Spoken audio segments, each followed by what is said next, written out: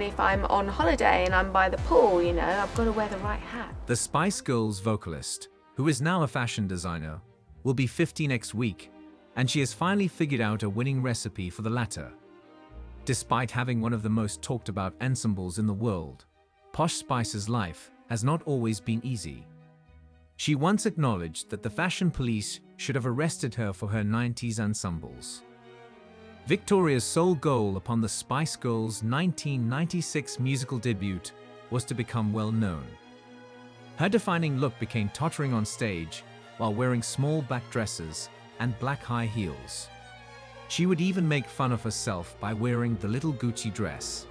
The little Gucci dress, or the little Gucci dress, in the group's 1997 movie Spice World. Posh and Beck's fashion choices during the late 1990s and early 2000s, along with those of her footballer husband David, were occasionally deemed humorous. They were ridiculed in the snobby fashion world for their identical purple wedding reception costumes from 1999 and their matching head-to-toe leather at a function that same year.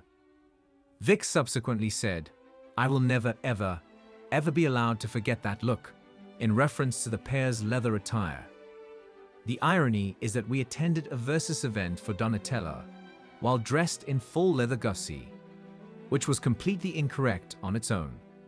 She went on, "If I dressed like that now, I'd be locked away by the fashion police," thinking back to the matching trainers and tracksuit bottoms they had on when they went on a stroll with their Rottweilers. Posh's brief solo singing career resulted in a style shift after her 2001 self-titled album. Her bandanas, lip ring, and slit keyhole tops made headlines.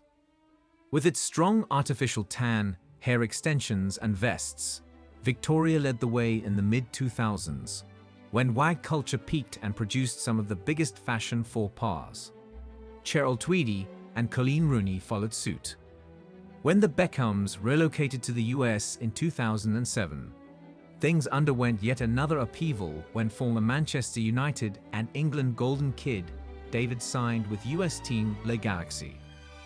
Posh started a love affair with vividly colored bodycon dresses, which she typically wore with matching Hermes Birkin purses and extremely high Christian Louboutin heels.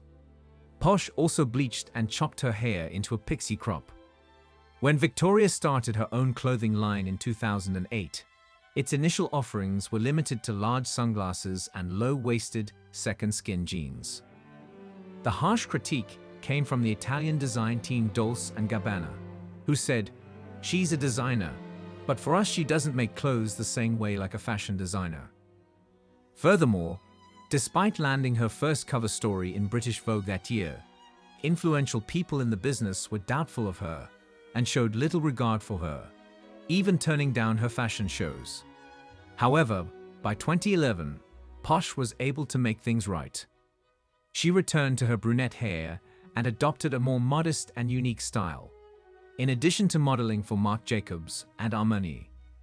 And soon long, the front row of Vogue editor Anna Wintour's sold-out exhibitions was crowded with other titans of the business.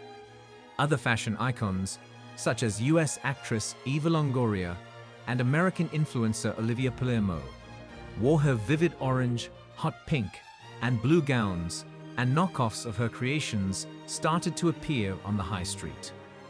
Then, the unimaginable occurred. Posh donned trousers and trainers.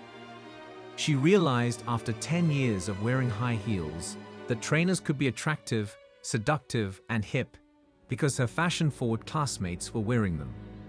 In 2018, it led to a partnership with Reebok, and she even wore tracksuit bottoms. Victoria grew more confident in her ability to create her own looks and wore more comfortable shoes, which helped her become elegant, sophisticated, and a well-known designer. "I've learned a lot in the last 7 years," she remarked.